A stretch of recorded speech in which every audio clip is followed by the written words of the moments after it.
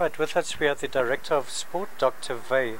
Dr. Veii, the government has now come to the assistance of the Namibian rugby team going to the World Cup. Could you give us the details of that, please? No, thank you very much, Mr. Schulz. No, the government has agreed to assist the rugby union, but we are not really assisting the rugby union per se, but we are assisting the players who are going to the World Cup. They put in a request to be rewarded for their commitment to come and play for Namibia. As we all know, the rugby union does not have the resources to pay these players. So, for the sake of the players, the government has just agreed that we are going to accede to the request of the players and take care of them financially.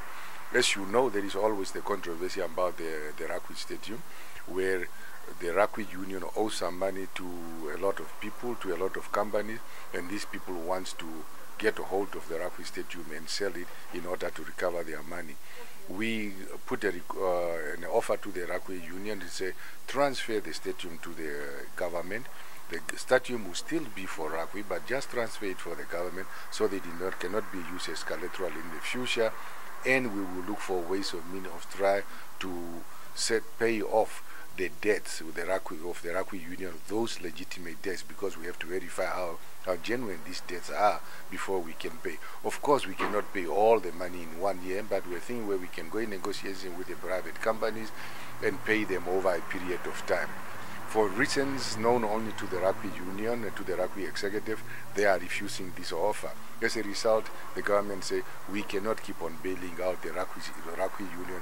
We have already done it 3 times, and according to Treasury instruction, we cannot use government money, keep on paying for a property which does not belong to government. On many occasions, our permanent secretary has to appear in front of the ombudsman for violating Treasury instruction by paying government money to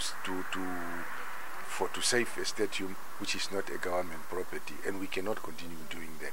So we offer them, for reasons known to themselves, they are refusing, and on the basis of that, we say we cannot continue supporting the rugby union, but we cannot leave the young men who have committed themselves to representing Namibia on the ledge. On that basis, the government decided that we are going to assist the players, and we are going to transfer this money directly to the players, because in the past, we have transferred money to the rugby union meant for the players, and at the end of the day, when they came back from the tournament, they were complaining that they did not get the money was used for something else. But I understand there will be a meeting of the rugby teams, the clubs.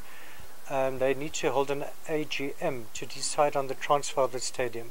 And if they agree to the government's request, then the government will take over the stadium.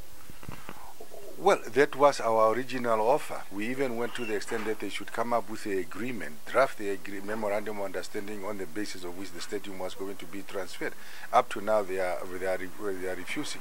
But we understand the politics of it. There are people who are not happy with the current executive. So they want the current executive to be out of power before they can take the decision whether the rugby stadium should be transferred or not. Now, the rugby union is governed by a constitution. Now, whether they're going to have an AGM or not, that is really up to them following their own constitution. But we cannot be part of that as a government. Secondly, and I think there are some individuals who, within the rugby fraternity, who are interested in seeing this rugby stadium in private hands. And as a result, they are using this as a tactic to block everything else, resorting to the constitution, wanting to have an AGM and so on and so forth. But as a government, we cannot really be party to that. Our concern is to save the stadium. Our concern are the players. But if the rugby fraternity itself does not see the way of trying to save this stadium for themselves, then as a government, our hands are tied.